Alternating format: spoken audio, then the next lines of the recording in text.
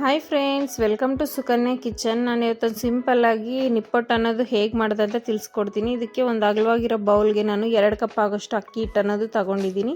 ಹಾಗೆ ಒಂದು ಅರ್ಧ ಕಪ್ ಆಗೋಷ್ಟು ಒಂದು ಅರ್ಧ ಕಪ್ಪು ಹುರ್ಗಡ್ಲೆ, ಒಂದು ಅರ್ಧ ಕಪ್ಪು ಕಡಲೆ ಬೀಜ ಅನ್ನೋದು ತಗೊಂಡು ಆನು ಆಫ್ ಮಾಡಿಕೊಂಡು ಈ ರೀತಿ ತರ್ತರಿಯಾಗಿ ಗ್ರೈಂಡ್ ಮಾಡ್ಕೊಳ್ತೀನಿ. ಪುಡಿ ಅನ್ನೋದು ಮಾಡ್ಕೋಬೇಡಿ, ತರ್ತರಿಯಾಗಿ ಇರಬೇಕು. ಅದನ್ನು ಅಕ್ಕಿ ಹಿಟ್ಟು ಜೊತೆಗೆ ಮಿಕ್ಸ್ ಮಾಡ್ಕೊಳ್ತೀನಿ. ಅಕ್ಕಿ ಹಿಟ್ಟು ಜೊತೆಗೆ ಹಾಕ್ಕೊಂಡಾದಮೇಲೆ ಒಂದು ಅರ್ಧ ಟೀ ಸ್ಪೂನ್ ಆಗೋಷ್ಟು ವಾಮ್ ಕಾಳು ಅನ್ನೋದು ಹಾಕ್ಕೊಳ್ತೀನಿ. ಒಂದು ಅರ್ಧ ಟೀ ಸ್ಪೂನ್ ಆಗೋಷ್ಟು ಜೀರಿಗೆನ ಹಾಕ್ಕೊಳ್ತೀನಿ. ನಿಮ್ಮ ಹತ್ರ ವಾಮ್ ಇಲ್ಲಾಂದರೆ ಜೀರಿಗೆನ 1 ಟೀ ಸ್ಪೂನ್ ಆಗೋಷ್ಟು ಹಾಕ್ಕೊಳ್ಳಿ. ಹಾಗೆಯೇ 2 ಟೀ ಸ್ಪೂನ್ ಆಗೋಷ್ಟು ಇಲ್ಲಿ ರೆಡ್ ಚಿಲ್ಲಿ ಪೌಡರ್ ಅನ್ನೋದು ಹಾಕ್ಕೊಳ್ತಾ ಇದ್ದೀನಿ. 1.5 ಟೀ ಸ್ಪೂನ್ ಆಗೋಷ್ಟು ಸಾಲ್ಟ್ ಅನ್ನೋದು ಹಾಕ್ಕೊಳ್ತಾ ಇದ್ದೀನಿ.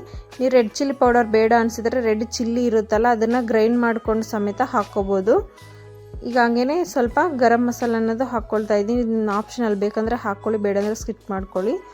ಇಲ್ಲಿ ಒಂದು ಸ್ವಲ್ಪ ಕರಿಬೇವು ಕಟ್ ಮಾಡಿ ಹಾಕ್ಕೊಳ್ತಾ ಇದ್ದೀನಿ. ಕೊತ್ತಂಬರಿ ಅಷ್ಟೇ ಕಟ್ ಮಾಡಿ ಹಾಕ್ಕೊಳ್ತಾ ಇದ್ದೀನಿ. ಚಿಕ್ಕದಾಗಿ ಕಟ್ ಮಾಡಿಕೊಂಡು ಹಾಕ್ಕೊಳ್ಳಿ.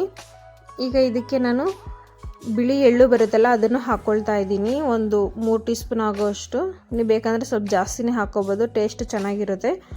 ಫ್ರೆಶ್ ಆಗಿ ರುಬ್ಬಿರುವಂಥದ್ದು ಶುಂಠಿ ಬೆಳ್ಳುಳ್ಳಿ ಪೇಸ್ಟ್ ಅನ್ನೋದು ಒಂದು ಅರ್ಧ ಟೀ ಸ್ಪೂನ್ ಆಗೋಷ್ಟು ಹಾಕ್ಕೊಳ್ತೀನಿ. ಇದು ಹಾಕೋದ್ರಿಂದ ಇನ್ನೊಂದು ಸ್ವಲ್ಪ ಫ್ಲೇವರ್ ಅನ್ನೋದು ಚೆನ್ನಾಗಿರುತ್ತೆ. ನೀವು ಬೇಕಂದರೆ ಹಾಕ್ಕೊಳ್ಳಿ, ಬೇಡ ಅಂದರೆ ಸ್ಕಿಪ್ ಮಾಡ್ಕೊಳ್ಳಿ. ಇದನ್ನೆಲ್ಲನೂ ಫಸ್ಟ್ ಈ ರೀತಿ ಮಿಕ್ಸ್ ಮಾಡ್ಕೋಬೇಕಾಗುತ್ತೆ, ನೀರೇನು ಹಾಕಬೇಡಿ. ಈ ರೀತಿ ಮಿಕ್ಸ್ ಮಾಡ್ಕೊಂಡಿರೋದಕ್ಕೆ ಈಗ ನಾನು ಬಿಸಿಯಾಗಿರುವಂಥ ಎಣ್ಣೆನೂ ಹಾಕ್ಕೊಳ್ತಾ ಇದ್ದೀನಿ. ನೀವು ಬೇಕಂದರೆ ತುಪ್ಪನೂ ಹಾಕ್ಕೋಬೋದು, ಇಲ್ಲಾಂದರೆ ಡಾಲ್ಡನೂ ಸಮೇತ ಹಾಕ್ಕೋಬೋದು. ಡಾಲ್ಡ ಹೆಲ್ತ್ಗೆ ಒಳ್ಳೇದಲ್ಲ, ತುಪ್ಪ ಆದರೂ ಹಾಕ್ಕೊಳ್ಳಿ, ಎಣ್ಣೆ ಆದ್ರೂ ಈ ರೀತಿ ಬಿಸಿ ಮಾಡಿಕೊಂಡು ಹಾಕ್ಕೊಳ್ಳಿ. ಎಣ್ಣೆ ಬಿಸಿ ಇರುತ್ತಲ್ವ, ಫಸ್ಟು ಈ ರೀತಿ ಸ್ಪೂನಲ್ಲಿ ಮಿಕ್ಸ್ ಮಾಡ್ಕೊಳ್ಳಿ. ಆಮೇಲೆ ಕೈಯಿಂದ ಈ ರೀತಿ ಮಿಕ್ಸ್ ಮಾಡ್ಕೊಳ್ಳಿ ಚೆನ್ನಾಗಿ. ಈ ರೀತಿ ಮಿಕ್ಸ್ ಮಾಡ್ಕೊಂಡಾದಮೇಲೆ ನಾವು ಕೈಯಲ್ಲಿ ಈ ರೀತಿ ಉಂಟೆ ಕಟ್ಟಬೇಕು. ಉಂಟೆ ಕಟ್ಟಿ ನೋಡಿದ್ರೆ ನಮಗೆ ಅದು ಉಂಟೆ ಆಗಬೇಕು, ಆವಾಗ ನಮಗೆ ಚೆನ್ನಾಗಿ ಹಿಟ್ಟು ರೆಡಿಯಾಗಿದೆ ಅಂತ. ಇವಾಗ ಇದಕ್ಕೆ ನಾನು ಸ್ವಲ್ಪ ನೀರು ಅನ್ನೋದು ಹಾಕ್ಕೊಂಡು ಮಿಕ್ಸ್ ಮಾಡ್ಕೊಳ್ತೀನಿ.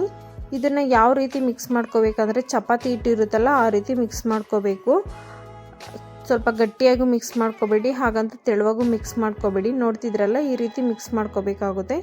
ಈ ರೀತಿ ಮಿಕ್ಸ್ ಮಾಡ್ಕೊಂಡಿರೋದನ್ನು ನಾನು ಒಂದು ಮೀಡಿಯಮ್ ಸೈಜು ಇದು ಇರುತ್ತಲ್ಲ ನಿಂಬೆಹಣ್ಣು, ಆ ರೀತಿ ನಿಂಬೆಹಣ್ಣಿನ ಸೈಜ್ಗೆ ನಾನಿಲ್ಲಿ ಬಾಲ್ಸ್ ಅನ್ನೋದು ಮಾಡಿಟ್ಕೊಳ್ತೀನಿ. ಎಲ್ಲನೂ ಮಾಡ್ಕೋಬೇಡಿ, ಒಂದು 5, 6, 10 ಈ ರೀತಿ ಮಾಡಿಟ್ಕೊಂಡ್ರೆ ಬೇಗ ನಮಗೆ ಆಗಿಬಿಡುತ್ತೆ.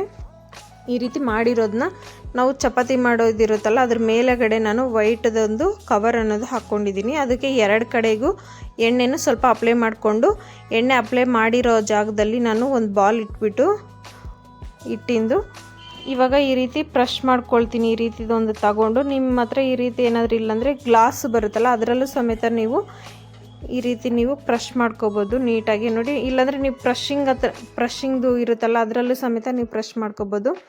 ನಾನು ಮುಂಚೆನೇ ಎಣ್ಣೆ ಬಿಸಿ ಆಗೋದಕ್ಕೆ ಇಟ್ಕೊಂಡಿದ್ದೆ. ಎಣ್ಣೆ ಬಿಸಿ ಆದಮೇಲೆ ಈ ರೀತಿ ಹಾಕ್ಕೊಳ್ತಾ ಇದ್ದೀನಿ. ಜಾಸ್ತಿ ಹೈ ಫ್ಲೇಮಲ್ಲಿ ಇಟ್ಕೋಬೇಡಿ, ಹಾಗಂತ ಮೀಡಿಯಮ್ ಫ್ಲೇಮಲ್ಲಿ ಇಟ್ಕೊಂಡು ಈ ರೀತಿ ಮಾಡ್ಕೋಬೇಕಾಗುತ್ತೆ. ಆ ಕಡೆಗೂ ಈ ಕಡೆಗೂ ಒಂದು 4 ನಿಮಿಷ ಆದರೂ ನೀವು ಫ್ರೈ ಮಾಡ್ಕೋಬೇಕಾಗುತ್ತೆ. ಹಾಕಿದ ತಕ್ಷಣ ತಿರುಗ್ಸೋಕ್ಕೆ ಹೋಗಬೇಡಿ. 1-2 ನಿಮಿಷ ಬಿಟ್ಬಿಟ್ಟು ಮತ್ತೊಂದು ಸರಿ ತಿರುಗಿಸ್ಬಿಟ್ರೆ, ಆ ಕಡೆ ಒಂದು 2 ನಿಮಿಷ ಬಿಟ್ಬಿಟ್ರೆ 4 ನಿಮಿಷ ಸರಿ ಹೋಗುತ್ತೆ. ತುಂಬ ಚೆನ್ನಾಗಿ ಇರುತ್ತೆ. ಗೋಲ್ಡನ್ ಕಲರ್ ಬರಬೇಕು ನಮಗೆ, ಹಾಗಂತ ಜಾಸ್ತಿ ಫ್ರೈ ಮಾಡ್ಕೋಬೇಡಿ. ತುಂಬ ಗರಿಗರಿಯಾಗಿ, ತುಂಬ ಅಂದರೆ ತುಂಬ ಟೇಸ್ಟಿಯಾಗೂ ಇರುತ್ತೆ ಇದು. ಒಂದು ಸರಿ ಈ ರೀತಿ ಟ್ರೈ ಮಾಡಿ ನೋಡಿ ಹೇಗೆ ಬಂದಿದೆ ಅಂತ. ಈ ರೀತಿ ನೀವು ಕೈಯಲ್ಲಾದರೂ ತಟ್ಕೋಬೋದು ಇದನ್ನು, ಇಲ್ಲಾಂದರೆ ಪ್ರೆಶ್ಶಿಂಗ್ ಮಿಷನ್ ಇರುತ್ತಲ್ಲ, ಅದರಲ್ಲೂ ಮಾಡ್ಕೋಬೋದು. ಇಲ್ಲಪ್ಪ ಅಂದರೆ ನಾನು ತೋರಿಸಿದ್ನಲ್ಲ, ಈ ರೀತಿನೂ ಮಾಡ್ಕೋಬೋದು. ನೋಡಿ, ತುಂಬ ಅಂದರೆ ತುಂಬ ಸಿಂಪಲ್ಲಾಗಿ ಆಗಿಬಿಡುತ್ತೆ. ಒಂದು ಸರಿ ಈ ರೀತಿ ಟ್ರೈ ಮಾಡಿ ನೋಡಿ ಹೇಗೆ ಬಂತಂತ ನಮಗೆ ಕಮೆಂಟ್ ಮೂಲಕ ತಿಳಿಸಿ. ಇದು ಹಬ್ಬಗಳ ಟೈಮಲ್ಲೂ ಮಾಡ್ಕೋಬೋದು, ಸ್ನ್ಯಾಕ್ಸಲ್ಲೂ ಮಾಡ್ಕೋಬೋದು. ಇಷ್ಟ ಆಯ್ತು ಅಂದರೆ ಲೈಕ್ ಮಾಡಿ. Thank you for watching.